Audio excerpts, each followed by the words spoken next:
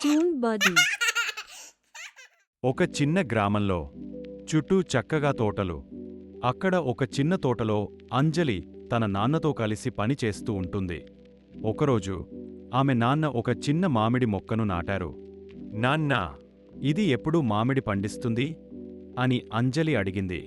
ఇది చాలా సమయం పడుతుంది బంగారం, కానీ నువ్వు ప్రేమతో చూస్తే ఇది మధురమైన ఫలం ఇస్తుంది అని నాన్న చెప్పారు. అంజలి ప్రతిరోజూ ఆ మొక్కకు నీరు పోసేది, దానితో ముచ్చటించేది, కొన్నిసార్లు చిన్న పాటలు కూడా పాడేది. ఒకరోజు పిల్లలు వచ్చి నవ్వుతూ అన్నారు, అంజలి, మొక్కలతో మాట్లాడటమేంటి? అవి ఏమీ వినవు. అవి వినకపోయినా పరవాలేదు. నేనేమో ప్రేమతో చూస్తే అది పెద్ద చెట్టుగా మారుతుంది అని అంజలి సమాధానం చెప్పింది. వాళ్ళ మాటలు పట్టించుకోకుండా ప్రేమగా చూసుకుంటోంది చెప్పింది. సంవత్సరాలు గడిచిపోయాయి. ఆ చిన్న మొక్క ఇప్పుడు ఒక పెద్ద మామిడి చెట్టుగా మారింది. ఆ చెట్టు తీయని పండ్లను అందరూ తిన్నారు. పిల్లలు కూడా వచ్చి ఆశ్చర్యపోయారు. వావ్! ఇది చాలా అందంగా ఉంది. మామిడి పండ్లు చాలా తీయగా ఉన్నాయి.